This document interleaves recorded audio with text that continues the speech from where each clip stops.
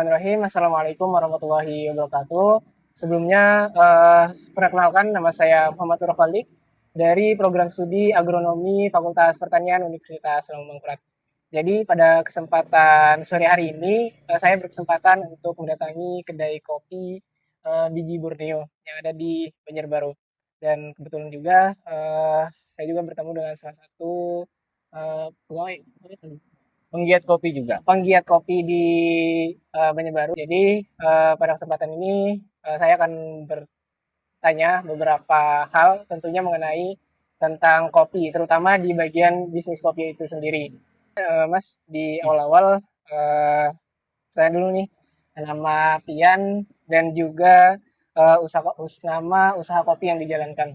Oke, perkenalkan, nama saya Rijali. Saya selaku penggiat kopi dan juga termasuk petani kopi untuk sudah kurang lebih 7 tahun. Dari 2019, 2018 sampai 2019 awal mula sampai sekarang. Untuk proses kopi dan produksi kopi dijual keluar. Dalam artian keluar itu luar daerah. Kita melakukan pengiriman ke Pulau Jawa, Sumatera, daerah Bali, Sulawesi juga. Ya, cukup lah. Jadi, berarti sudah banyak dipasarkan keluar daerah. Betul. Ya. Bahkan kopi kita yang aslinya di Kalimantan Selatan dengan potensinya itu lebih dikenal di luar ketimbang dipasarkan di daerah kita, karena daerah kita sudah dijajah duluan oleh kopi-kopi dari Pulau Jawa. Sekarang kita belajar membalik. Dalam arti membalik, kita yang mencoba mengikuti pasar-pasar di Pulau Jawa. Jadi di sini kita jual juga untuk wilayah di Kalimantan, tetap kita jual belikan juga, kita produksi, kita pasarkan juga, tetapi lebih menggiurkan di pulau-pulau Jawa, Sumatera, Sulawesi, sama sampai ke Bali juga pun ngincarnya ke sini, ke kita. Dalam artian Liberica itu jarang ditemukan di pulau lain. Itu. Mas Rijali tadi kan Ya. memulai menggiati di bidang kopi ini sudah selama 7 tahun, Mas ya? Kurang lebih.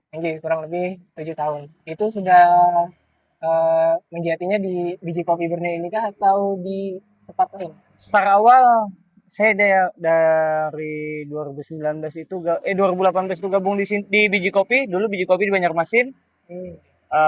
Dulu kami cuma mencoba dari kedai-kedai kecil. Habis itu kami coba hulu hilirnya dalam artian 3M.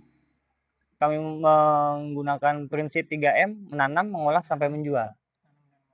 Gitu. Jadi emang dari awal prosesnya dari kita sampai ke tangan konsumen atau yang meminati kopi murni dari kita.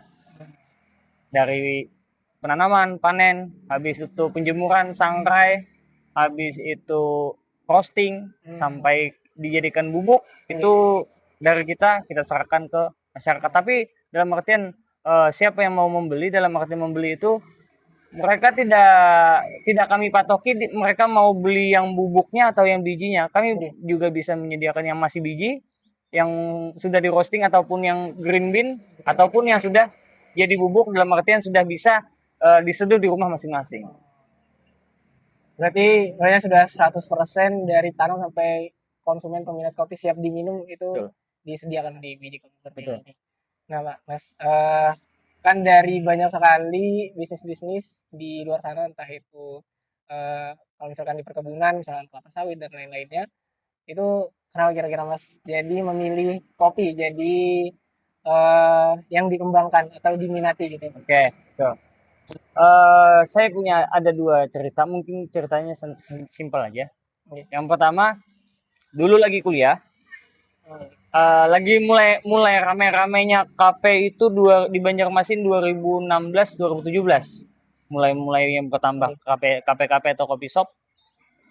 Lagi kuliah itu saya mikir satu gelas kopi saya di kedai kopi harganya sudah 12 sampai 15 ribu. Satu hari sekali saya ngopi di kedai kopi kali 1 bulan, anggap ada pre-nya sekitar 2 kali dalam seminggu, otomatis 5 kali 4, 20 kali saya ngopi di kedai kopi. Dengan budget itu tadi, banyak banget saya habisnya. Berarti itu merupakan hasil pengamatan semenjak dibangunnya Betul. Mas ya? Habis itu lagi sederhananya kenapa berkecimpung atau berkegiatan di kebun kopi, eh, dan kenapa jadi kopi yang dipilih? Oke. Misal nih, saya bawa kopi 1 kilo. Oke. Yang ya udah yang kita samakan yang anggap yang masih green bean, masih biji yang belum sangrai. Sampean bawa sawit 1 kilo. Oke. Nah, nanti teman kita bawa karet 1 kilo. Oke. Untuk harga sekarang sawit kurang lebih sekitar 3.800 sampai 4.000 ya. Anggap kita bulatkan 4.000 ya 4.000 per kilonya. Oke. Teman-teman tadi kita bawa, dia bawa karet 1 kilo, kurang lebih karet sekarang sudah di harga 6.000 sampai 7.000 per kilo. Oke. Ya, saya tadi bawa kopi yang green bean 1 kilo sekarang harga normalnya, harga standar yang sudah disepakati di Indonesia itu 90 sampai 120.000 1 kilo. per kilo. Sama kita nih bawa 1 kilo juga. Oke. Kita 3 orang itu tadi kita bawa ke tempat nasi goreng. Oke. Beli nasi goreng cukup nggak dengan 1 kilo sawit? Enggak. Nggak cukup kan? Enggak cukup. Sama yang karet tadi Ya. nggak cukup kan? Saya yang bawa kopi 1 kilo tadi bisa bayarin 2 teman saya. Iya. 90.000. Masih berdapat makan minumnya itu. Oke. Itu sederhananya. Kenapa saya bilang dalam artian meminati kopi dari sisi penjualan, dari sisi keuntungan jauh lebih menguntungkan. Biaya perawatan, biaya penanaman jauh lebih ringan. Di otak saya kayak gitu. Sama satu hal lagi, sawit 6 tahun sampai 7 tahun baru panen. 5 sampai 7 tahun panen. Iya, 5 sampai 7 tahun. Karet 5 sampai 9 tahun 5 sampai baru bisa panen. Oke. Kopi 3 tahun pun sudah panen. 3 tahun sudah panen. Berarti saya memangkas waktu 3 tahun sebelum mereka panen, saya sudah panen. Dari situ kenapa jadi kok kopi? Kenapa nggak sayur nih? Kenapa nggak padi? Bapak saya petani padi, ibu saya petani padi. Dalam artian ya udah, bapak dengan padinya, ibu dengan padinya, dengan sayurnya juga. Saya mencoba di situ. Walaupun ya basic di belakangnya juga ada tentang pertanian, perkebunan segala macam karena dari bapak dan ibu. Gitu. Jadi emang prospeknya cukup tinggi sih Mas ya. Betul. Dan juga saingannya juga kayaknya masih sedikit Mas ya. Kalau di perkebunan sangatlah sedikit. Sebenarnya yang banyak itu saingannya di kedai kopi. Oke. Kalau mau di market di kedai kopinya, tapi kalau marketnya di bagian penyedia kopinya atau koperasi kopinya nggak ada saingan, sedikit malah. Mungkin selanjutnya kan dari budidaya sampai pemasaran. Mungkin jenis-jenis kopi Mas yang dibudidayakan ini kira-kira apa aja Mas dan yang dipasarkan begitu juga. Kalau saya ada, sebenarnya kopi itu yang umum orang tahu ada 2 jenis, ada Robusta sama Arabica.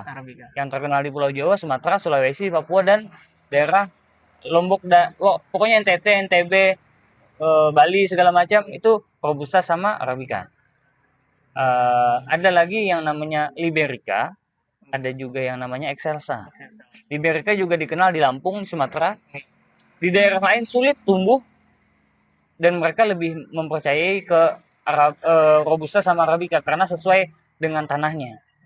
Nah, sedangkan kita di Kalimantan kita memiliki keempat itu tadi. Dari yang dataran rendah itu Liberica, perbukitan itu Robusta, pegunungan itu Arabica. Dan yang Excelsa tadi saya bilang itu adalah kopi silang yang sudah diakui, ada sertifikasinya juga, kopi silang antara Robusta dan Liberica. Jadi Liberica itu bisa tumbuh di dataran rendah, lahan gambut misalkan, juga bisa tumbuh di perbukitan. Karena kita Kalimantan memiliki akses ke 4 titik itu tadi. Contoh kayak dataran rendah atau lahan gambut sudah sangatlah luas di Kalimantan untuk dataran rendahnya. Perbukitan juga sangatlah banyak. Pegunungan juga ada. Jadi 4 jenis itu yang emang tepat ada di Kalimantan untuk tumbuhnya. Jadi